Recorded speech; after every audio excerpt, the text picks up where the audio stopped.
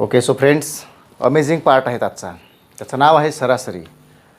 आता मुळात सरासरी म्हटलं की सोपंच प्रकरण आहे, तो भाग नाही पटलं ना. आपल्या दिवसभराच्या प्रत्येक व्यवहारामध्ये म्हणजे पूर्ण दिनचर्येचा जर भाग आपण या ठिकाणी ऑब्झर्व केला बरोबर ना, तर आपल्या लक्षात येईल की व्यवहार करत असताना कळत आणि न कळत बऱ्याचदा औपचारिक आणि अनौपचारिक औपचारिक आणि अनौपचारिक या दोन्ही माध्यमातून आपण सरासरीचा उल्लेख करत असतो. लक्षात घ्या, व्यावहारिकता लपलेली आहे त्याच्यामध्ये बरोबर ना. साधारण याच्यामध्ये फॉर्म्युल्यांचा समावेश असतो बरोबर ना, परंतु एका विशिष्ट लेवलवर फॉर्म्युले वापरायचे आहेत आणि विशिष्ट लेवलवर संकल्पनांचाच वापर करायचा बरोबर ना. आपलं प्रत्येक लेक्चर हे मागील जे काही आपण टाकलेलं आहे समजा किंवा घेतो आहेत हे सर्व डिटेल्स आहेत. आजच्या या नवीन प्रकरणाचं म्हणजे साधारण हे सरासरी घेतलं आहेत आपण.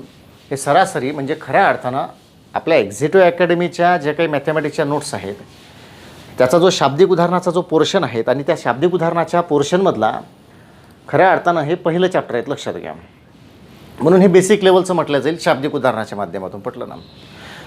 सरासरीमधली जी काही शाब्दिक उदाहरणं आहेत ही समीकरणाच्या भरोशाने सुटतात. आता उदाहरणाचा बेस मी अनेकदा तुम्हाला सांगितलेलं आहे. उदाहरणं कुठल्या बेसिसवर असतात प्रत्येकाला आपल्याला हे पहिल्यांदा अभ्यास करत असताना हे समजलं पाहिजे गणिताचं की उदाहरणाचा बेस नेमका असतो तरी कसा. इक्वेशन बेस आहेत का, कॅल्क्युलेशन बेस आहेत का, फॉर्म्युला बेस आहेत का, केवळ ऑप्शन बेस उदाहरणं सुटतात का, इन्फॉर्मेशन बेस आहेत का. पटलं ना. आपल्याला या आयडियाज पहिल्यांदा जनरेट करायच्या आहेत किंवा या माहीत पाहिजे. पटलं ना. बऱ्याचदा काय होतं, उदाहरणं सोडवित असताना साधारण सरासरीच्या चॅप्टरमध्ये सुद्धा साधारण मी ऑनलाईन बॅचच्या प्रत्येक ग्रुपवर काल सरासरीची PDF तर पाठवलेली आहे, त्याच्याबरोबर एक सूत्रांचं पेज पाठवलेलं आहे बरोबर ना. ऑनलाईन बॅचला बोलतो आहे मी. पटलं ना. यूट्यूबवर नाही, ऑनलाईन बॅचला. त्यामध्ये सूत्र जे दिलेले आहेत ना त्यापैकी एकही सूत्र आपण वापरणार नाही मित्रांनो. लक्षात घ्या, कारण सूत्रांची गरजच नाही पडत. मुळात सरासरीची जी ॲक्च्युअल संकल्पना आहे, जी सिस्टीम आहे, जी पाईपलाईन आहे, कशावर नेमकं काम करतं प्रकरण ते समजलं की कुठल्याच प्रकरण म्हणजे बऱ्याचदा काय होतं बघा, म्हणजे पुस्तकातून अभ्यास करत असताना कुठलंही प्रकरण आपण करत असताना उदाहरणानुसार सूत्र शोधण्याचा आपण प्रयत्न करतो आणि ते इम्प्लिमेंट करण्याचा प्रयत्न करतो. पटलं ना. पण तसं करायची गरज नाहीत. एवढं सगळं लक्षात ठेवण्यापेक्षा एक विशिष्ट बेस सरासरी हे प्रकरण नेमकं काम तरी कसं करतं. पटलं ना. याच्यामधलं व्यवहार काय आहेत हे जर आपल्याला समजलं तर प्रकरण सोपं जातं. पटलं ना. प्रकरण सोपं जातं. म्हणून आपल्याला तो एक पार्ट या ठिकाणी घ्यायचा आहे. लक्षात आलं मित्रांनो. तर आपण सरासरी या प्रकरणाला हात लावत आहेत. सो सगळे रेडी आहेत, काही अडचण कोणाला. तर बघा मित्रांनो, हा जो सरासरीचा जो पार्ट आहे आता दिवसभरामध्ये तुम्ही पाहिलं असेल 4 चौघात जेव्हा आपण बसतो शेतकरी बसतो बरोबर ना. कळत न कळत जेव्हा चर्चा सुरू होतात तेव्हा म्हणतात आम्हाला ना यावर्षी एवढं सरासरी उत्पन्न झालं. मग सरासरी उत्पन्न आहे, सरासरी पाऊस आहे, सरासरी गुण आहेत, सरासरी वजन आहेत, सरासरी वाढ आहेत, सरासरी घट आहेत. लक्षात घ्या बरोबर ना. म्हणजे सरासरी हा शब्दप्रयोग कुठे नाही होत. पहिल्यांदा लक्षात घ्या, नेमकं सरासरी आहे तरी काय हे पहिल्यांदा समजून घ्या. पटलं ना. सरासरीचा वापर कुठं होतो, सरासरी अप्लाय म्हणजे एक्झामच्या दृष्टीनं सरासरी पाहायचं आहेत हा भाग थोडा बाजूला काढा. कारण मी नेहमी सांगत असतो एक्झाम डोळ्यासमोर ठेवून गणिताची तयारी करू नका. व्यवहार समजून घ्या पहिल्यांदा, प्रश्न ऑटोमॅटिक सुटतो. पटलं ना. कारण एक्झाम म्हटलं की पहिल्यांदा ट्रेस होतो. पटलं ना. गडबड तयार होते, फॉर्म्युले, संकल्पना वगैरे वगैरे वगैरे. पटलं ना. मग ते कठीण होऊन जातं काम करताना. पटलं ना. त्यापेक्षा हे व्यावहारिक गणित आहेत हे जर समजून घेतलं, अरे डेली आपण बऱ्याचदा कळत न कळत सरासरी हा शब्द कितीतरी 1000 वेळा तोंडातून पडतो आपल्या बरोबर. सरासरी उत्पन्न आपण काढतो. सरासरी आता कोरोनाची सध्या हे सुरू आहेत समजा, तर कोरोनाचा आपण सरासरी पेशंट एवढे वाढत आहेत किंवा मृत्यूदर सरासरी, हे जे आपण शब्द प्रयोग नेहमी ऐकतो, बोलतो, वाचतो बरोबर ना. याचा अर्थ काय आहे, यामध्ये 2 प्रकार आहेत लक्षात घ्यायचं. साधारण सरासरी हा जो भाग आहे काय म्हणजे साधारण आपण अर्थशास्त्राचा संख्याशास्त्र हा भाग जो आहे लक्षात घ्या, स्टॅटिस्टिकल, त्याच्यामध्ये कुठंतरी मध्यमान, बहुलक, वारंवारता वितरण सारणी हे शब्द तुम्ही ऐकलेले असतील, तेही उदाहरणं पाहिली असतील बरोबर. त्याच्याशी अनुसरून हा थोडाफार सरासरीचा भाग असतो. पण इथला जो भाग आहे म्हणजे आज आपण स्पर्धा परीक्षेच्या हेतूनं जो काही पाठ घेतो आहेत ना हा तेवढा कठीण नाही आहेत. लक्षात घ्यायचा, अतिशय सोपा आहे. सरासरीचा फॉर्म्युलाच मुळात आपल्याला जो पाहायचा आहे हा अतिशय सोपा आहे. बघा इथे सूत्र लिहितो आहेत, अतिशय सोपा आहे. सरासरीचा फॉर्म्युला तरी काय आहेत बघा, सगळ्यांना माहीत आहेत. सरासरी बरोबर एकूण घटकांची बेरीज, एकूण घटकांची बेरीज, एकूण घटकांची बेरीज. आता घटक कुठले असू शकतात डिटेलमध्ये सांगतोय. आज उदाहरणं नाहीत, परत थेरीचा पार्ट आहेत बरोबर ना. समजून घ्यायचं ॲक्च्युअल खरंच सरासरी म्हणजे काय. एकूण घटकांची बेरीज भागीला एकूण घटकांची संख्या लक्षात घ्या, एकूण घटकांची संख्या. आता एक गोष्ट या ठिकाणी क्लिअर करायची आहे तुम्हाला, लक्षात घ्या. घटक म्हणजे काय म्हणलो नाही का, थेरीचा पार्ट आहे, अतिशय संक्षिप्त स्वरूपात थेरी सांगतो आहे. बघा, प्रश्नानुसार शिकविणं वेगळं, प्रश्नानुसार मी शिकवेलच, तो भाग नाही. फॉर्म्युले लागणार नाहीत, परत सांगतो आहे. विशिष्ट सिस्टीम लक्षात घ्या, कॅल्क्युलेशन लक्षात घ्या. पूर्ण प्रोग्रॅम जो आपला प्रोग्राम आहे सरासरीचा, त्यामधला फार फॉर्म्युले अप्लाय करण्याची गरज नाही. काल जे तुम्हाला पेज सेंड केलेलं आहेत ऑनलाईन बॅचच्या मुलांना, त्यामध्ये तुम्हाला 7-8 फॉर्म्युले दिलेले आहेत, त्याच्यातलं एकही नाही वापरायचं आहेत आपल्याला, पटलं ना. म्हणजे नवीन सरासरीच्या उदाहरणामध्ये जर समजा नवीन एखादा व्यक्ती गेलेला आहे, त्याच्या जागी दुसरा आला, मग सरासरीमध्ये फरक पडला, मग फॉर्म्युला हा अप्लाय करा, गरज नाही. सरासरीची विशिष्ट सिस्टीम लक्षात घ्या. हे प्रकरण कुठल्या बेसिसवर काम करतं, बरोबर ना. एकूण घटकांची बेरीज, अरे बेसिक फॉर्म्युला आहे, त्या सगळ्यांना माहिती आहे, कुठल्याही पुस्तकात भेटतो, बरोबर ना. एकूण घटकांची बेरीज, मग ते घटक कुठले असू शकतात, संख्यांच्या मदतीनं संख्या घटक असू शकतो. सरासरी पाऊस काढायचं म्हटलं तर डेली येणारा, म्हणजे जो पावसाचं जे प्रमाण दिलं असेल तो घटक असू शकतो, लक्षात घ्या. उत्पन्न आहे सरासरी, तर उत्पन्न क्विंटलमध्ये असतील तर क्विंटल किती किती किती किती हे घटक झाले त्याच्यामध्ये, बरोबर ना. हे लक्षात घ्या. वयाची आपल्याला सरासरी काढायची, तर समजा 10 विद्यार्थ्यांच्या वयाची सरासरी काढायचं, 10 विद्यार्थ्यांचं वय म्हणजे हे घटकांची संख्या झाली, या ठिकाणी बेरीज झाली, लक्षात घ्या, बरोबर ना. घटक म्हणजे काय या ठिकाणी हे लक्षात घ्यायचं. घटक हे कुठले असू शकतात, नैसर्गिक संख्या हे घटक असू शकतात, समसंख्या हे घटक असू शकतात, विषम संख्या हे घटक असू शकतात.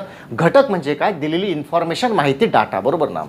बस एवढं लक्षात घ्या. म्हणजे हे जे घटक आहे, घटकांची बेरीज. आणि घटकांची संख्या म्हणजे काय, फॉर एन एक्झाम्पल 5 विद्यार्थ्यांचं वय दिलं आहेत आपल्याला, 15 वर्ष, 16 वर्ष, 18 वर्ष, 21 आणि 20 वर्ष, बरोबर ना. 15 वर्ष, 16 वर्ष, 18 वर्ष, 20 वर्ष, समजा हे 5, मगाशी 6 झाले असतील, बरोबर ना, 5 मुलांचं. आता हे जे आकडे मी या ठिकाणी बोललेलो आहोत, ही झाली घटकांची मांडणी किंवा घटकांची इन्फॉर्मेशन. परंतु किती लोकांची आहेत, 5 लोकांची आहेत, मग ती झाली घटकांची संख्या, पटलं ना. लक्षात घ्या बरं, अतिशय सोपा पार्ट आहे. सरासरीमध्ये मग कुठले कुठले प्रश्न असतात, सरासरी वेग काढण्याचे प्रश्न, आपल्याला इन्फॉर्मेशन ती घ्यायची आहेत, पटलं ना. फॉर्म्युल्याची इन्फॉर्मेशन नाही घ्यायची आहेत, पटलं ना, टिकणार नाहीत. आपण आपल्याला प्रकरणाची इन्फॉर्मेशन घ्यायचे, प्रश्न कुठल्या लेवलचे असतात, काय इन्क्लूड आहे याच्यामध्ये, पटलं ना. आपल्या याच्यामध्ये सरासरी वेग काढण्याचे प्रश्न असू शकतात, लक्षात घ्या, वेगावरचे प्रश्न असतात, सरासरी वयांवरचे प्रश्न असतात. मग बाकी व्यावहारिक जे प्रश्न आहेत ते इत्तंभूत प्रश्न याच्यामध्ये समाविष्ट असतात, पटलं ना. अगदी बेसिक लेवलपासून म्हणजे क्लास 3च्या एक्झामपासून तर अगदी CCAT राज्यसेवा तिकडे कुठल्याही स्टॉप सिलेक्शनच्या एक्झामपर्यंत जरी पाहिलं तरी प्रश्नांची लेवल आपल्याला एक लक्षात येईल की यामध्ये वेगळं काही नाही आहेत, एक सिस्टीम लक्षात घ्यायची आहेत आपल्याला, पटलं ना. मग आपल्याला हे प्रकरण सोपं जातं मित्रांनो. बघा, तर हे पुन्हा लक्षात घ्या. आता हा जो फॉर्म्युला सरासरी बरोबर काय, तर एकूण घटकांची बेरीज भागिले एकूण घटकांची संख्या. आता हाच फॉर्म्युला, हे दोनच, पहिला फॉर्म्युला हा, दुसराही याच्यातूनच तयार होतो. तो कुठला बघा, तर या ठिकाणी समजा एकूण घटकांची बेरीज हा जर मी या ठिकाणी घेतो आहे तर साहजिकच हाच फॉर्म्युला होईल ना. म्हणजेच एकूण घटकांची संख्या भागेला नाहीत, कारण आपण बेरीज काढतोय, तर एकूण घटकांची संख्या गुणेला काय येईल, सरासरी. हे 2 फॉर्म्युले आपल्याला लक्षात घ्यायचे. बघा, आहे की नाही सोपं. बस एवढंच वापरायचं. टोटल काढणे, फरक काढणे, टोटल काढणे, फरक काढणे, टोटल काढण्यासाठी गुणाकार. बस अतिशय सोपं आहे, अतिशय सोपं आहे. फार काही लक्ष, हां, उदाहरणं सोडवताना इक्वेशन सेट करता आलं पाहिजे, कारण प्रश्न बदलणार आहेत, लक्षात घ्या, बरोबर ना. प्रश्न बदलणार आहेत, प्रश्नांची लेवलही वाढणार आहेत. याचा अर्थ प्रत्येक वेळेस फॉर्म्युले अप्लाय करायचे का, नाहीत. त्यामधला व्यवहार जर समजून घेतला, कारण दिवसभरामध्ये मी सांगितलं ना, मग असे शेकडो वेळा आपण बोलतो सरासरी हा शब्द निघतो, बरोबर ना. सरासरी गुण किती पडले, सरासरी रिझल्ट किती लागला, पाऊस किती आहे, सरासरी तापमान किती आहे, सरासरी वाढ किती झाली, घट किती झाली, उत्पन्नात घट किती झाली, वाढ किती झाली, सरासरी लोकसंख्येमध्ये किती घट झाली, हा शब्द प्रत्येक ठिकाणी यूज करतो. मग साहजिकच आहे त्या प्रश्नातली व्यवहारार्था म्हणजे व्यावहारिकता जी आहेत, बरोबर ना, त्यामध्ये कुठला व्यवहार लपलेला आहे हे जर समजून घेतलं तर प्रश्न सोपा जातो, बरोबर आहे. आणि जे कॅल्क्युलेशन आहे हे बेसिक कॅल्क्युलेशन आहे, ते आपल्याला जमलं पाहिजे. तर आपण या सरासरीच्या प्रकरणाला सुरुवात करतो आहेत इंट्रोडक्शनला. आजचा जो लेक्चरचा भाग आहे हा इंट्रोडक्शनचा आहे, त्याला तात्विक भाग असं म्हटलं जातं. आणि प्रकरणाची खऱ्या अर्थानं धुरा या ठिकाणी म्हणजे मांडलं जातं आणि बेस आहे, पटलं ना. उदाहरणाची प्रश्न सोडविण्यापेक्षा इन्फॉर्मेशन फार महत्त्वाचे आहे, तर आपण त्याला टच करतो आहे मित्रांनो. बघा, तर ही जे 2 फॉर्म्युले आहेत, जे ऑनलाईनचे मुलं आहेत त्यांना PDF सेंड केलेले, जे लोक यूट्यूबला पाहत असतील त्यांना हे लिहिता येईल किंवा लिहून घ्यायची किंवा स्क्रीनशॉट काढता येईल, बरोबर ना. तर आपण पुढे जाऊया. फॉर्म्युले अतिशय सोपे आहे. सरासरी म्हणजे काय, एकूण घटकांची बेरीज भागिले एकूण घटकांची संख्या. आणि एकूण घटकांची बेरीज बरोबर काय, तर एकूण घटकांची संख्या गुणेला सरासरी. लक्षात घ्या ही दोन फॉर्म्युले या ठिकाणी मांडलेले आहेत, ती आपल्याला व्यवस्थित मेंटेन करायची आहे. बाकी कुठलाच फॉर्म्युला यूज करायचा नाही, फक्त सरासरी वेगामध्ये दोन फॉर्म्युले इम्प्लिमेंट करायचे आहे, अदरवाईज काही काम नाही पडलं ना. तर आपण पुढे जाऊयात. आता हे थोडं डोक्यात ठेवायचं तुम्हाला, पुन्हा लक्षात घ्या. सरासरी म्हणजे काय? एकूण घटकांची बेरीज, एकूण घटकांची संख्या. लक्षात घ्या थोडं हे फॉर्म्युलेवरती मांडलेच आहेत, तर खाली आपल्याला उदाहरणं घ्यायला काही हरकत नाही ना. तर मी खाली उदाहरणं घेतो आहेत. बघा आता या ठिकाणी एक नोट करायची आहेत आपल्याला. लक्षात घ्या नोट, ही नोट फार महत्त्वाची आहेत. जर संख्या, आता संख्या म्हणू, त्याला घटक म्हणू, बरोबर ना, त्यालाच घटक असं म्हणतो आपण. संख्या घटक एका विशिष्ट नियमाने घटत किंवा वाढत जाते, तेव्हा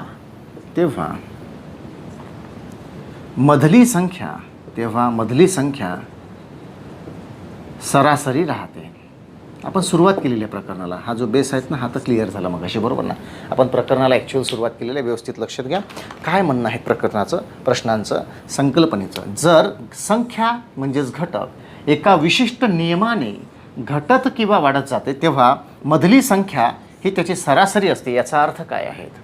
ऑब्झर्वेशन आहेत. बघा प्रत्येक प्रश्न कठीण नसतो, ऑब्झर्वेशन करायचं आहे.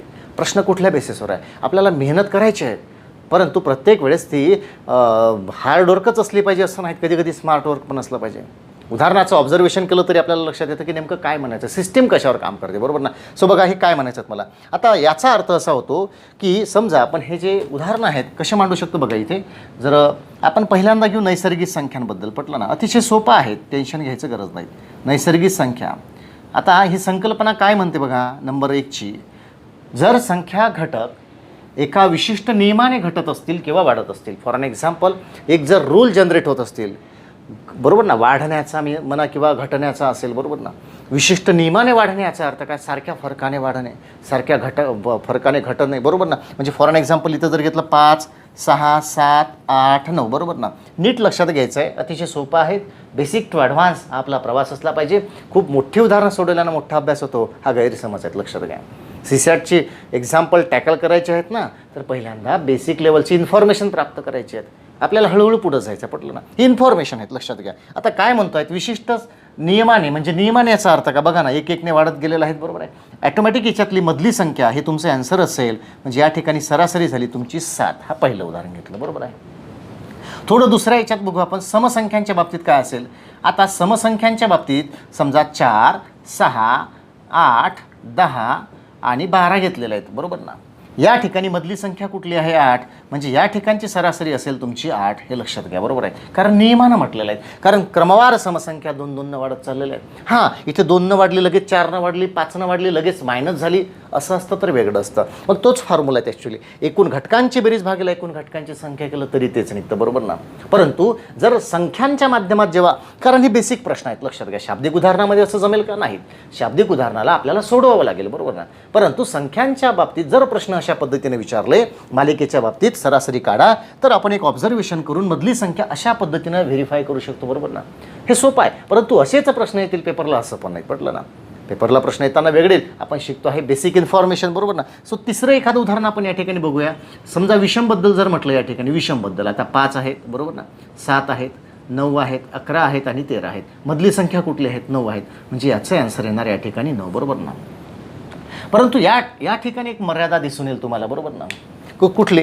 प्रत्येक घटकांची जी संख्या आहेत, चांगलं लक्ष द्या बरं मित्रांनो, जे घटकांची संख्या आहे 1, 2, 3, 4, 5, 1, 2, 3, 4, 5, 1, 2, 3, 4, 5, 5 आहेत. 5 असल्यामुळं झालं कसं? ॲटोमॅटिक 2 इकडे पडले, 2 इकडे पडले, एक मधोमध राहिला, बरोबर आहे. हे सोपं केलं, लक्षात घ्या. घटकांची संख्या जेव्हा विषममध्ये राहते तेव्हा आधी उदर करू शकतो आपण, अर्धे इकडे करू शकतो, बरोबर आहे. बरोबर सरासरीच. पण केव्हा? विशिष्ट नियमानं वाढत असेल तर, बरोबर ना. परंतु बऱ्याचदा प्रश्न असेही असतात, बरोबर. कशी बघा, 4थ्या नंबरला घेतो आहेत प्रश्न. फॉर एन एक्झाम्पल 4 किंवा थोडे आकडे वाढून घेतो आहेत, म्हटलं ना, आकडे वाढून घेतो आहेत. 15 घेतलेले आहेत, लक्षात घ्या. 17 घेतलेले आहेत, 19 घेतलेले आहेत आणि 21 घेतलेले आहेत, लक्षात घ्या. आता फजिती अशी होईल की इथं तर शिकलो होतं आपण, विशिष्ट नियमानं वाढली असता मधली संख्या सरासरी असते. मग मधली संख्या घ्यायची कुठली? बघा, हे जे शिकतो आहे बेसिक इन्फॉर्मेशन आहेत. याचा अर्थ हे घेतलं म्हणजे उद्याची सर्व एक्झाममधली प्रश्न सॉल्व झाली, मजा आली, आता सरासरी कधी चुकणार नाही असं होत नाहीत. पटलं ना. इन्फॉर्मेशन आहेत. एक तत्वतः काय समजून घ्यायला पाहिजे ते आपण घेतोय. पटलं ना. म्हणजे हे तर अप्लाय करता येईल, बरोबर आहे. आता मधली संख्या तर नाही निघत, मग या ठिकाणी दोन्ही संख्यांची बेरीज, आता दोन्ही संख्यांची बेरीज 36 भागेला 2 म्हणजे 17 अधिक 19 भागेला 2 आपण जर केलं या ठिकाणी म्हणजे 36 भागेला 2 तर 18 येतं त्याचं उत्तर, म्हणजे 18 ही सरासरी झाली. तेच आता हे याच्यासाठी सांगितलं पहिल्यांदा की दोन मधल्या संख्यांची बेरीज भागेला 2 जर केलं तर सरासरी निघते. हे यासाठी कारण घटकांची संख्या ही वेगळी असू शकते, लक्षात घ्या, बरोबर ना, किंवा घटक वेगळेही असू शकतात, परंतु ही दिलेली संख्याच विषम संख्यांची मालिका असल्यामुळं साहजिकच आहे 17 आणि 19च्या मध्ये समसंख्या लपलेल्या 18 नंबर 18 ही सुद्धा तुम्ही या ठिकाणी सरासरी म्हणून घेऊ शकता.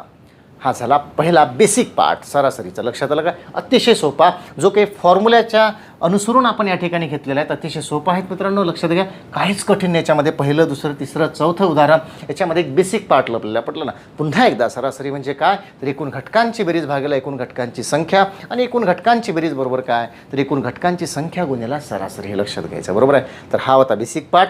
थोड्या पुढच्या इन्फॉर्मेशनकडे जाऊयात. ही उदाहरणं अशा पद्धतीने सुटतात. शाब्दिक उदाहरणं जेव्हा आपण सोडणार तेव्हा कशी अप्लाय करायची ते पाहणारच आहे निश्चितपणे. आपण बेसिक इन्फॉर्मेशन घेतोय, प्रकरणाची गाईडलाईन तयार करतोय. पटलं ना. तर आपण पुढच्या संकल्पनेकडे जाऊयात. लक्षात घ्या.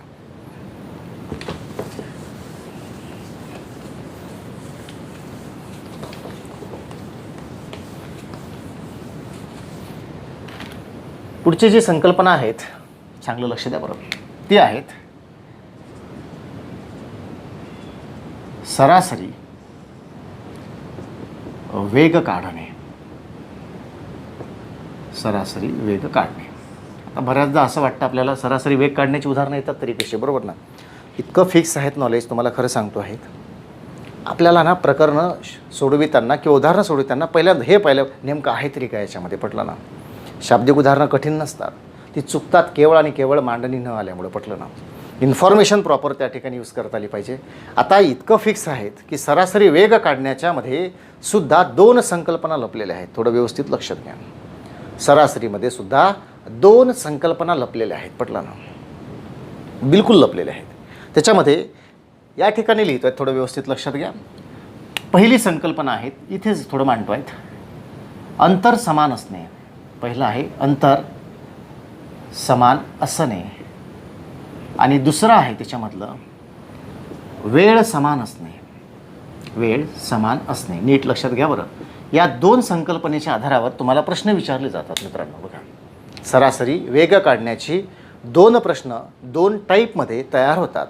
मग प्रश्न साईजनं मोठा झाला, मग सर हे तर शिकताना असं शिकलं होतं, प्रश्न तर वेगळा दिला असेल, बरोबर ना. तसं नाही. तुम्ही त्या प्रश्नांमधली संकल्पना व्हेरीफाय करा. कुठं ना कुठं तुम्हाला ह्या दोघांवरच तो अवलंबून आहे असं दिसून येईल. लक्षात घ्या. काही काही ठिकाणी सूत्र वापरायची आहेत ना, जी सोपी आहेत ते. पटलं ना. जे लक्षात ठेवण्यासाठी सोपं आहेत, अप्लाय करत असताना सोपं आहे, कॅल्क्युलेशनच्या दृष्टीनं सोपं आहेत, बरोबर ना. आपल्याला इन्फॉर्मेशन ती त्या पद्धतीने सेट करायची की नेमकं प्रकरण काम तरी कशावर करतं. पटलं ना. सो हे लक्षात घ्या. सरासरी वेग काढण्यामध्ये दोन संकल्पना इन्क्लूड आहे. एक कुठली, अंतर समान असण्याची, दुसरा आहे वेळ समान असण्याची. लक्षात घ्यायचं, बरोबर आहे. तर त्यापैकी पहिली आपण घेतो आहेत कुठली बघा आता, ती घेतो आहेत आपण अंतर समान असण्याची. लक्षात घ्या. पहिली जी संकल्पना आहेत या ठिकाणी मांडतो आहेत मी, अंतर समान असणे. त्यासाठी सूत्र आहेत, नीट लक्षात घ्यायचं. अंतर समान असण्यासाठी सूत्र आहे 2xy अपॉन x + y. या ठिकाणी एक्सचा अर्थ आहेत पहिला वेग आणि वायचा अर्थ आहे दुसरा वेग. लक्षात घ्या. हे आपल्याला माहीत असेल. एक्सचा अर्थ आहे पहिला वेग आणि वायचा अर्थ आहे दुसरा वेग.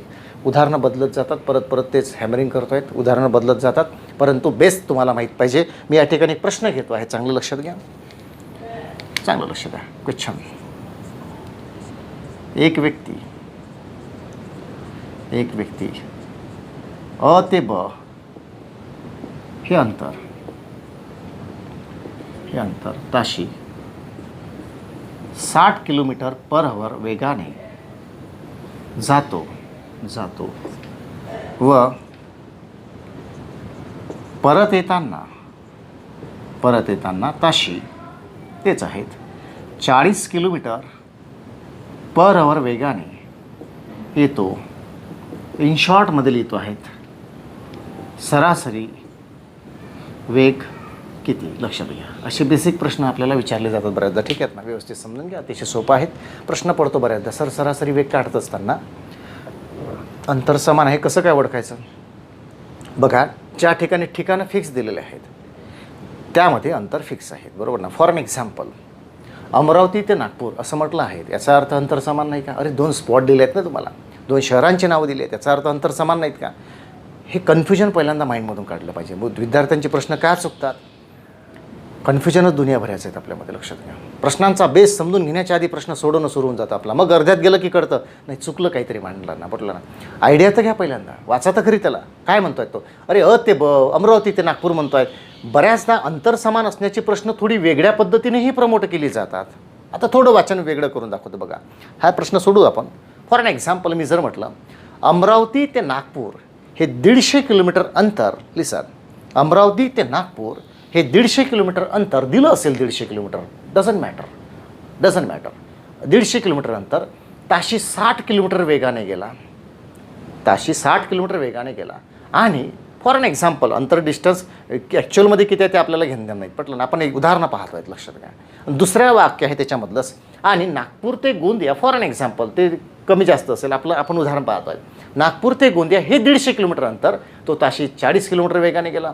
तर एकूण प्रवासामधील सरासरी वेग किती. कारण हे याच्यासाठी क्लिअर असणं गरजेचं आहे. शिकताना तर आपण शिकून घेतो, मग असंच शोधतो आपण उदाहरणं, लक्षात घ्या. विद्यार्थ्यांची फजिती कुठं होते, हे असं शिकल्यानंतर तोही उदाहरणं सोडविताना, अभ्यास करताना असंच शोधतो, आणि असंच शोधण्यानं आपण गारद झालेलो आहे, लक्षात घ्या. संकल्पना शोधा, असंच नाहीत. हे बदलेल, अ ते ब, ब ते अ, असं नाही येणार. कधी कधी तो अपासून तर ब पर्यंत जाईल, ब पासून तर क पर्यंत जाईल, पण ह्या दोन्ही टप्प्यामधलं अंतर समान आहे, हे मॅटर करतं ना, लक्षात घ्या. बरोबर नाही का, हे मॅटर करतं. म्हणजे अंतर समान असण्याचा अर्थ आहे की टप्पे जे दिलेले आहेत तुम्हाला दोन्ही, ह्या दोन्ही टप्प्यातलं अंतर समान आहे. होऊ शकते तो जाऊन परत येईल किंवा जाऊन तेवढंच अंतर पुढं जाईल, लक्षात घ्या. बरोबर ना. हे मॅटर करतं का, तो कुठपर्यंत पोचला, आला की नाही, डझंट मॅटर. तो एवढं मॅटर करतो आहेत, 2 टप्पे आहेत किंवा टप्पे जे दिलेले आहेत त्यामधलं अंतर समान आहेत, म्हणून अंतर समान असण्याची संकल्पना आहेत, हे लक्षात घ्यायचं आहे. काय म्हटलं आहेत मी, अंतर समान असण्याची संकल्पना म्हटलेलं आहे, लक्षात घ्या. सूत्र आहे 2xy + x+y खाली दिलेलं आहे, बरोबर ना. म्हणजे याला सोडवायचं आहे. आता बघा, सरासरी वेग काढायचं आहे, म्हणजे याचा अर्थ सूत्र दिलेलं आहेत आपल्याला 2xy/x+y. आत्ताच सांगितलं, x म्हणजे पहिला वेग, y म्हणजे दुसरा वेग, म्हणजे याचा अर्थ 2 गुणेला 60 गुणेला 40 जे तुम्हाला उदाहरणामध्ये दिलेलं आहे. एकदा परत उदाहरण वाचतो बघा. एक व्यक्ती अ ते ब हे अंतर ताशी 60 किलोमीटर वेगाने जातो, परत येताना ताशी 40 किलोमीटर वेगाने येतो. सरासरी वेग काढा. अंतर समान आहेत. कुठून व्हेरीफाय केलं, अ आणि ब वरून व्हेरीफाय केलं, कारण अ पासून ब पर्यंत गेला, येताना परत येताना याचा अर्थ ब पासून अ पर्यंत आला. अंतर ब वाढेल का, नाही, नंतर तेच असणार आहेत, लक्षात घ्या. मग या ठिकाणी प्लस होईल, म्हणजे 60 + 40 म्हणजेच 6 × 24 2 48, म्हणजे याचा अर्थ वरती येणार 48, खाली 100, 0 0 कट, म्हणजेच 48 किलोमीटर पर आवर हा झाला सरासरी वेग. केव्हाचा, अंतर समान असण्याचा, लक्षात घ्या.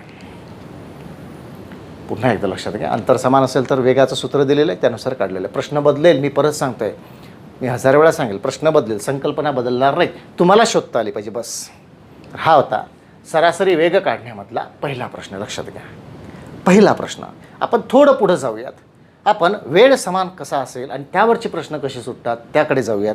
तर तो दुसरा नमुना घेऊयात. ओके, तर जायचं पुढं.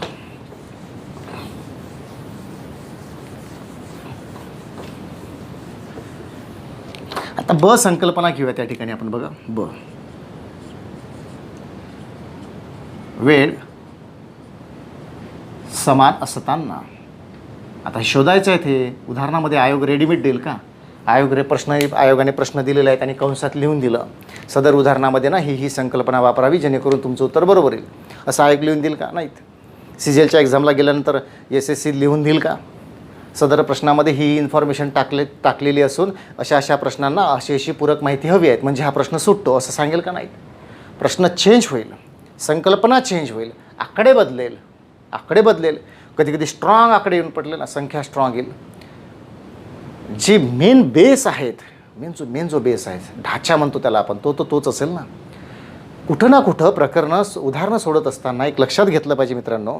ते लक्षात घेण्याचं असं आहे की प्रश्नाची साईज बदलेल, प्रश्नामधली वाक्यरचना बदलेल, जो गाभा आहे गाभा आतमधला तो नाही बदलत, लक्षात घ्या. त्यालाच अध्ययन आणि अध्यापनाच्या म्हणजे पद्धतीमध्ये आपण गाभाभूत घटक शिकणे असं म्हणतो, लक्षात आलं ना. म्हणजे ती थोडी संकल्पना गाभाभूत घटकाची इथे जरी नसतील पण आशय जो आहे तोच आहे थोडाफार. म्हणजे काय गाभा म्हणजे काय, आतमधलं शोधा, पटलं ना. नेमकं उद्दिष्ट काय त्या प्रश्नांचं ते शोधा, त्याला टच करा, मग प्रश्न बाहेर येतो, पटलं ना. प्रश्नाची मेन ॲक्च्युअल जी विचारणा आहेत ना ती समजली पाहिजे, क्वेश्चन मार्क समजला पाहिजे, प्रश्नातला प्रश्नभाग कुठला आहे, माहिती भाग कुठला हे समजलं पाहिजे.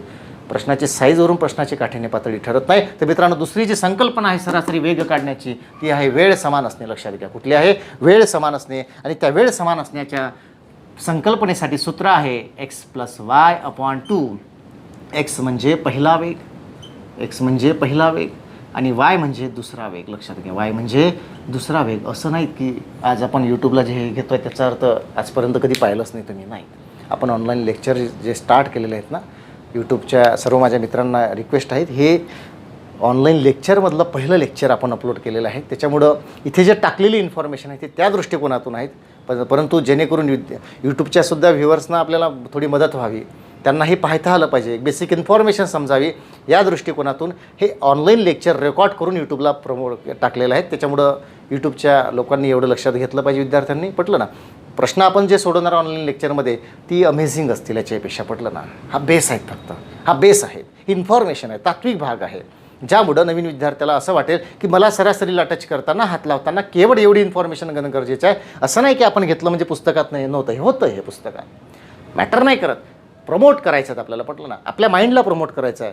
मी कसं अप्लाय केलं पाहिजे, मी याच्यामध्ये वाढ कशी केली पाहिजे, पटलं ना. प्रकरणाचे बेस काय आहेत, प्रकरणाला समजून घेताना कुठली स्ट्रॅटेजी प्लॅन, बाय स्ट्रॅटेजी जायच्यात, बाय असं म्हणजे किचकट पद्धतीने नाही जायचं, समजलं नाही काही नाही कुठलं हातात घेतलं असं नाही, स्ट्रॅटेजी प्लॅन करून जायचं, पटलं ना. म्हणूनच आपण याच्यानंतर जे पुढचे लेक्चर आहे जसं गुणोत्तर प्रमाण आपण घेणार, त्याच्यानंतर लगेच वैवारी भागीदारी घेणार, एक एक एक एक असं रचत जाणार, कारण डिपेंडेबल आहेत एकमेकांवर, बरोबर ना. So amazing part today guys. बघा, वेळ समान असताना x+y/2, x म्हणजे पहिला वेग आणि y म्हणजे दुसरा वेग. ओके, तर मी पुन्हा या ठिकाणी एक क्वेश्चन समान लिहितो आहेत. बघा, क्वेश्चन असा आहे, थोडा ब्लॅक पेनचा वापर करतो म्हणजे तुम्हाला फरक दिसून येईल दोन्ही वाक्यामधला, पटलं ना. एक व्यक्ती, चांगलं लक्षात घ्या बरं, एक व्यक्ती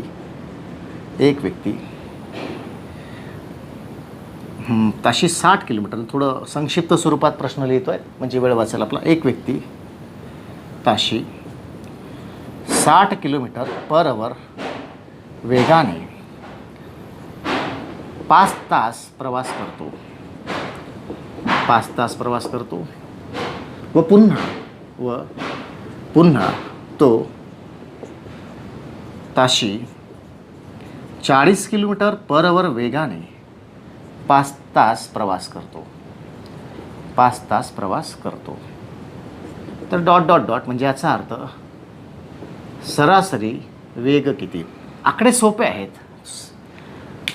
निश्चितपणे 2018-19च्या दरम्यान आयोगाने एक प्रश्न विचारला होता याच्यावरचा, आहे तो नोट्समध्ये, पटलं ना. घेऊयात आपण, लांबलचक प्रश्न आहेत, अर्ध अंतर कापलं, तो सरासरीशी मॅटर करणारा प्रश्न आहेत, परंतु तो विचारला गेला होता रेल्वेच्या प्रॉब्लेममध्ये, पटलं. आपण तो याच्यामध्ये नाही ॲड केलेला आहे त्याला, आपण तो प्रश्न रेल्वेच्या चॅप्टरमध्ये म्हणजे काळ वेग अंतरामध्ये ॲड केलेला आहे, लक्षात घ्या. खूप फॅमिलियर प्रकरण आहे, समजलं पाहिजे. सरासरीचा संबंध शेकडेवारीमध्ये येतो, सरासरीचा संबंध नफातोटामध्ये येतो, सरासरीचा संबंध काळकामामध्ये येतो, सरासरीचा संबंध वैवारीमध्ये येतो, सरासरीचा संबंध गुणोत्तरामध्ये येतो, भागीदारी. अरे कशावर नाही येत, आपण ना सर्च नाही करत, आपण उदाहरणं सोडवणं हा सगळ्यात मोठं टार्गेट असतं आपलं, आणि त्याच्यामुळं फसगत झालेली आहे, पटलं ना. प्रश्न सोडविल्यानं प्रश्न सुटत नाहीत, परत लक्षात घ्या. तर संकल्पना समजून घेतल्याने प्रश्न सुटतात, ही गणिताची किंमत. रिझनिंगचं सुद्धा तसंच आहे, पटलं ना. आपण जे रिझनिंगच्या बॅचमध्ये थिअरी का घेतो आहेत, कारण इन्फॉर्मेशन लपलेली आहेत, लक्षात घ्या. थिअरी घेण्याचं बेसिक रिझनच ते आहे, कारण रिझन क्लिअर झाला पाहिजे. मी नेहमी म्हणतो ना, mental energy come from reason. जी मानसिक एनर्जी आहेत ना ती रिझनमुळेच येतं, कारण माहीत असेल तर ती प्राप्त होते, अदरवाईज येत नाहीत, ते लक्षात घ्या, बरोबर ना. पटलं की नाही पटलं. एखादी गोष्ट करण्याची एनर्जी जी आहे ती कधी येतं, रिझन स्ट्रॉंग असेल तर, पटलं ना. उत्तरं काढणे हे जर रिझन असेल तर अभ्यास चांगला होणार नाहीत, पटलं ना. परंतु मी टिकलं पाहिजे एक्झामसाठी, कारण प्रवास हा मोठा आहे, पटलं ना. आणि सगळ्यात महत्त्वाचं, प्रत्येक एक्झाम्पलमधलं प्रत्येक प्रश्न टॅकल करता आला पाहिजे. प्रश्नाची साईज लेवल काही बदललं तरी मला प्रश्न सोडविता आला पाहिजे. हा ॲटिट्यूड जर असेल तर इन्फॉर्मेशन घेण्याकडे जास्त कल असेल आपला. पटलं ना? उत्तराकडे जर जास्त कल असेल सुरुवातीच्या विद्यार्थ्यांकरता बोलता खास करून, तर नाही समजणार. पहिल्यांदा इन्फॉर्मेशन घ्या, त्याच्यामधले डेफिनेशन फार महत्त्वाचे असतात. लक्षात घ्या. व्याख्या, आपण व्याख्या कधी वाचतच नाहीत. व्याख्यांवर एवढं काही डिपेंड आहे गणिताचं की तुम्हाला काय सांगू. पटलं ना? एका व्याख्यानं आपल्याला अर्थ लागल्यामुळं प्रश्न सुटतात. भूमितीमध्ये आपण पाहणार आहेत. पटलं ना? भूमितीमध्ये पाहणार आहेत. व्याख्या माहीत आहे म्हणून बऱ्याचशा गोष्टीच तशा सुटून जातात. पटलं की नाही पटलं? तर आपण ह्या प्रश्नाकडे जाऊयात. आपण हा प्रश्न सोडूयात. पहिल्यांदा बघा, एक व्यक्ती ताशी 60 किलोमीटर वेगाने, काय म्हणतात, ताशी 60 किलोमीटर वेगाने 5 तास प्रवास करतो व पुन्हा 40 किलोमीटर वेगाने 5 तास प्रवास करतो. या दोन्ही वाक्यांचा अर्थ असा आहे, काय समान दिलेलं आहेत मित्रांनो. बघा, या ठिकाणी वेळ समान दिलेला आहे. जो रेट पेनने मी या ठिकाणी मार्क करतोय बघा, वेळ समान आहेत. आणि वेळ समान असेल तर फॉर्म्युला कुठला आहे? यस, वेळ समान असेल तर फॉर्म्युला आहेत x + y/2. x + y/2. x means काय? पहिला वेग हा 60चा, दुसरा y म्हणजे 40चा, भागीला 2 म्हणजे याचा अर्थ, याला डायरेक्ट इथं खाली घेतो आहेत बघा, 40 + 60 किंवा 60 + 40 म्हणजे 100 भागीला 2 म्हणजे 50 km/h. हा झाला या ठिकाणचा ताशी वेग सरासरी. बरोबर ना? सरासरी. मगाच्या प्रश्नामध्ये दुसरं ऑप्शन नव्हतं. मगाच्या बोलतो आहेत. मगासारखे अजून बदलले प्रश्न तर आपण त्या ठिकाणी वेळेवर नियोजन करू त्याचं. पटलं ना? पटलं की नाही पटलं? बट या प्रश्नामध्ये, अशा प्रश्नामध्ये थोडं कॅल्क्युलेशन करायला इझी जातं बघा. इझी जातं. कुठलं? तर अशाच प्रश्नामध्ये या ठिकाणी दुसरे, समजा मला फॉर्म्युला माहीत नाही. बरोबर ना? तर मी काय करेल, एक व्यक्ती ताशी 60 किलोमीटर वेगाने, मी याला असं तयार करेल, म्हणजे बघा 60 km/h वेगाने कापलेले अंतर. आता इथे कुठला बेसिक फॉर्म्युला यूज केला? तर इथे बेसिक फॉर्म्युला यूज केला गेलेला आहे. कापलेल्या अंतरामध्ये 2 मिनिटात सांगतोय बघा. कापलेले अंतर होईल 60 × 5 म्हणजे 300 किलोमीटर. बरोबर आहे. नंबर 1, याला नंबर 1 दिला, कारण 60 किलोमीटर ताशी वेग गुणिला 5 तास म्हणजे 300 km/h म्हणजे 300 km 5 तासात. बरोबर ना? कुठलं वापरलं आहे? अंतराचा फॉर्म्युला वापरला. मी थोडं आतमध्ये लिहितो आहेत, काही अडचण नाहीत, आपल्याला शिकायचंच आहेत. बघा, इथे वापरतो आहेत. कुठला फॉर्म्युला घेतलेला आहेत आपण या ठिकाणी? अंतर बरोबर वेग गुणिला वेळ. आता बऱ्याचदा विद्यार्थ्यांना प्रश्न पडतात बघा, 2-3 फॉर्म्युले आहेत. अंतर बरोबर वेग गुणिला वेळ, दुसरा आहे वेग बरोबर अंतर भागेला वेळ, आणि इथेच थोडं लिहून घेतो आहेत, वेळ बरोबर अंतर भागेला वेग. आता बऱ्याचदा वाटतात हे शाळेमध्ये शिकलो, त्याची गरजच नाही पडत सर. कोणी सांगितलं? अप्लाय कशी करायची हे लक्षात घ्यायचे आहेत. अरे एक इन्फॉर्मेशन लक्षात घेण्यासारखी आहेत. बघा, हा जो फॉर्म्युला आहेत ना वेळेचा, हा सुद्धा यूज करता येतो. रेल्वेच्या चॅप्टरमध्ये एक इक्वेशन बेस क्वेश्चन असतो, लक्षात घ्या. ताशी 40 किलोमीटर वेगाने जाणारी गाडी निर्धारित वेळेवर पोचते. तीच गाडी ताशी 35 किलोमीटर वेगाने केल्यास 10 मिनटं 20 मिनटं लवकर पोचली तर अंतर किती? इथले फॉर्म्युले यूज करता येतात. पटलं का? हा समीकरण त्याजोगं मांडता आलं पाहिजे, हे फार महत्त्वाचं आहे. पटलं की नाही पटलं? असो, तो भाग आहेच आपला महत्त्वाचा. तर या ठिकाणी काय करायला पाहिजे बघा, 60 km/h वेगाने कापलेलं अंतर आहे एवढं, आणि 40 km/h वेगाने कापलेले अंतर आहे 40 × 5 म्हणजे 200 किलोमीटर. नंबर 2. जर हे माहीत नसेल तर, बरोबर ना? मग या ठिकाणी एकूण अंतर किती झालं? एकूण अंतर झालं आहे 500 किलोमीटर. व्हाय? 300 आणि 200 500 नाही होत का? दुसरं, आणि एकूण तास म्हणजे वेळ हा आहेत 5 तास 5 तास 10 तास. आणि साहजिकच आहे या ठिकाणी सरासरी आपल्याला काढायचं झालं. सरासरी वेग बरोबर काय? तर या ठिकाणी एकूण अंतर झालं 500, वेळ लागला 10 म्हणजे 50 km/h. हे झालं तुमचं इथलं उत्तर. याने काढा किंवा त्याने काढा, उत्तर तेच आहे. बरोबर ना? इम्प्लिमेंट करताना वेळेचं नियोजन करण्यासाठी दोन्ही गोष्टी महत्त्वाच्या आहेत. इन्फॉर्मेशन एवढी पाहिजे, कुठं काय अप्लाय होतं. इथे मगाच्या उदाहरणामध्ये हे फॉर्म्युलाच अप्लाय केला, इथे दोन्ही गोष्टी अप्लाय केल्या. उदाहरणाचं पोटेन्शियल आणि दिलेल्या प्रॉपर्टीज काय आहेत हे पाहून आपल्याला उत्तर काढायचे असतात. ओके, सो हे समजलं असेल सगळ्यांना? क्लिअर आहेत? तर मी पुढे जातो आहेत मित्रांनो. हे झालं सरासरी वेग काढण्याचा दुसरी संकल्पना. पटलं ना? दुसरी संकल्पना. तर इथपर्यंत पोचलो आहेत. प्रश्नागणिक आणि प्रश्नानुसार थिअरी सेट नाही होत, परंतु ज्या काही गोष्टी शक्य आहेत घेण्यासारख्या त्याच मी आजच्या पहिल्या लेक्चरमध्ये घेतो आहेत. बाकी अमेझिंग शिकण्यासारख्या, याच्याही पलीकडे शिकण्यासारख्या आहे ते आपण लाईव्ह लेक्चरमध्ये पाहणारच आहे. कारण प्रश्न अमेझिंग आहे, साधारण 100च्या वरून प्रश्न आपण पाहणार आहेत ऑनलाईन बॅचला, पटलं ना. तर आता एक अजून सरासरी वजन काढणे, सरासरी वय काढणे, अशा टॉपिकवर काही बेसिक उदाहरणं विचारले जातात. त्याचा एक शेवटी नमुना घेऊयात आपण. तर त्यासाठी एक उदाहरण लिहितो आहेत, हे पुसून टाकतो आहेत. चला तर पुढे जाऊयात.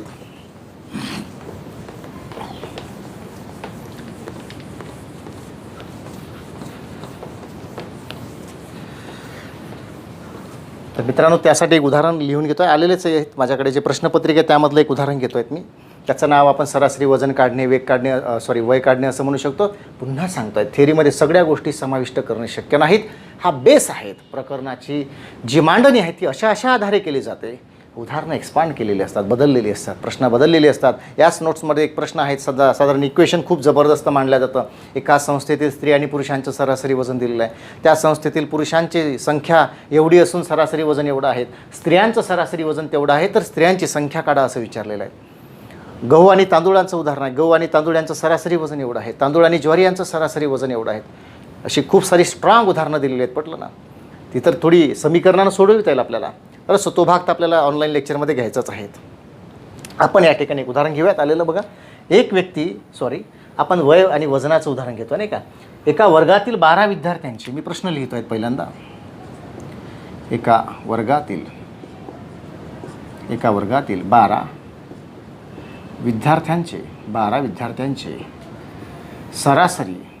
विद्यार्थ्यांचे सरासरी वय 18 वर्ष आहेत. बरोबर आहे. पुढं म्हटलेलं आहेत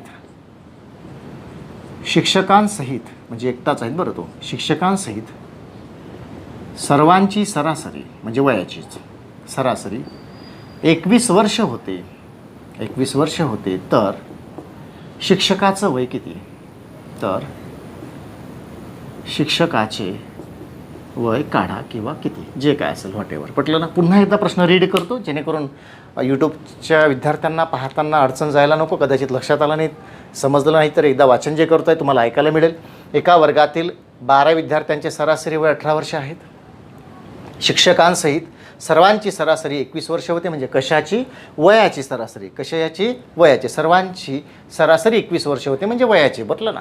तर शिक्षकाचं वय किती, यासाठी काही फॉर्म्युलेसुद्धा दिले राहतात. पटलं ना. आपण याला दोन्ही पद्धतीनं सोडू शकतो. बघा आता काय म्हणायचं आहे त्या ठिकाणी. सूत्र असं लागतं. आता प्रत्येक ठिकाणी लागतं का नाही लागत, बरोबर ना. सूत्र बघा, शिक्षकाचं वय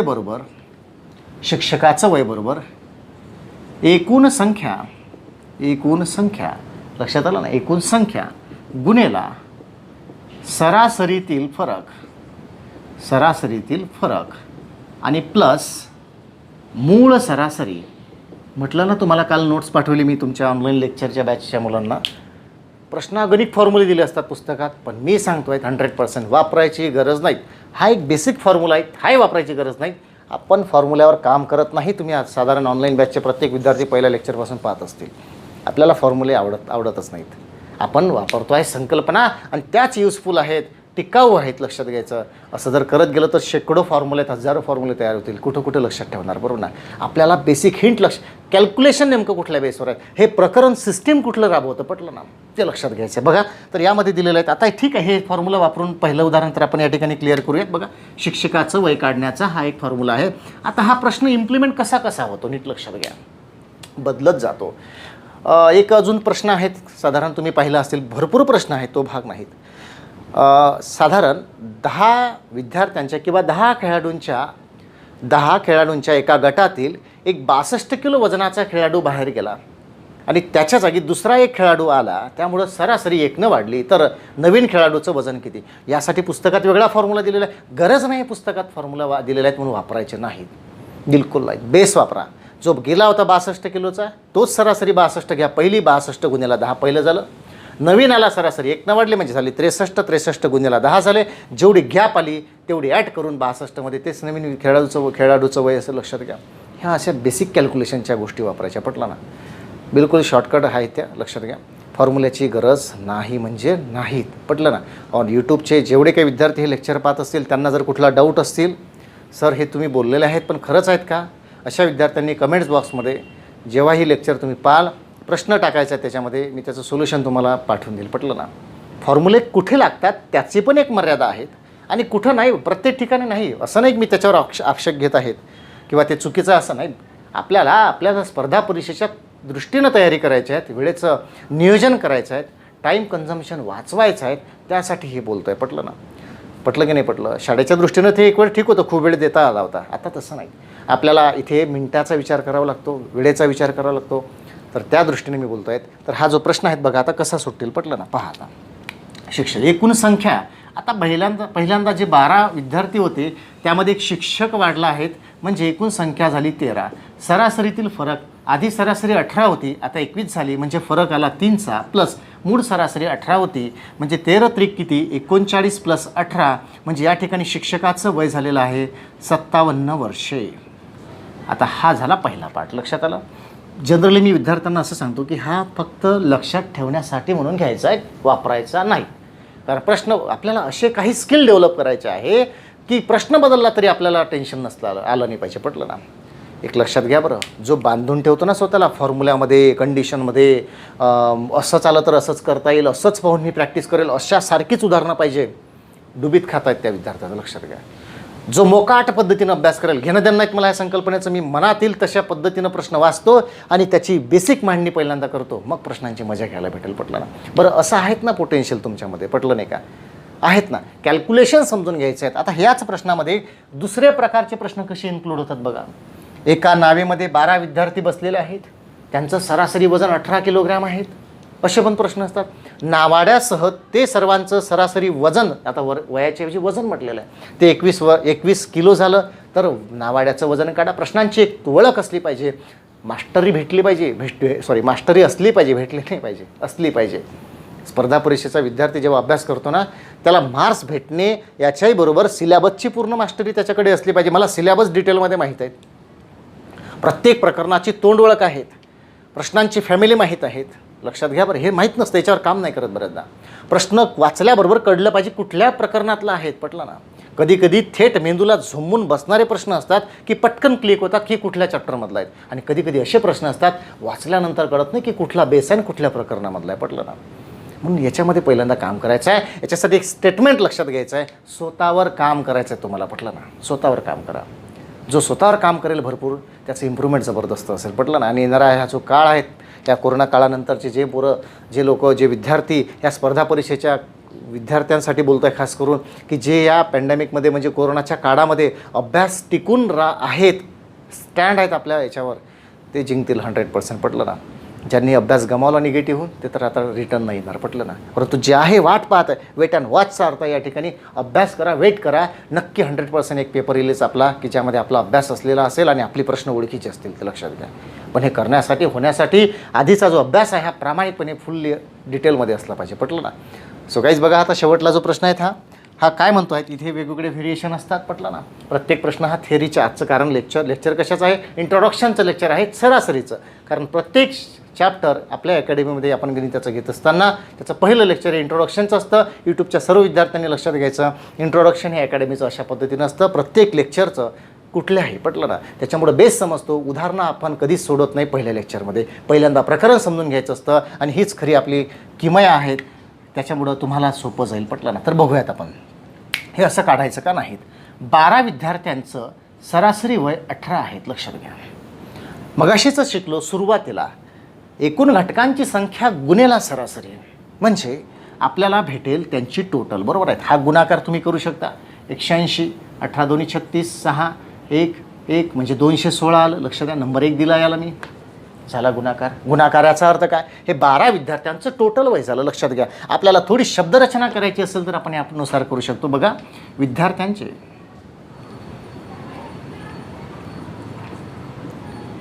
विद्यार्थ्यांचे एकूण वय म्हणजेच 12 गुणेला 18 बरोबर 216, एक नंबर दिला आहे त्याला. बरोबर आहे? 216 कुठून आले, टोटल आहे.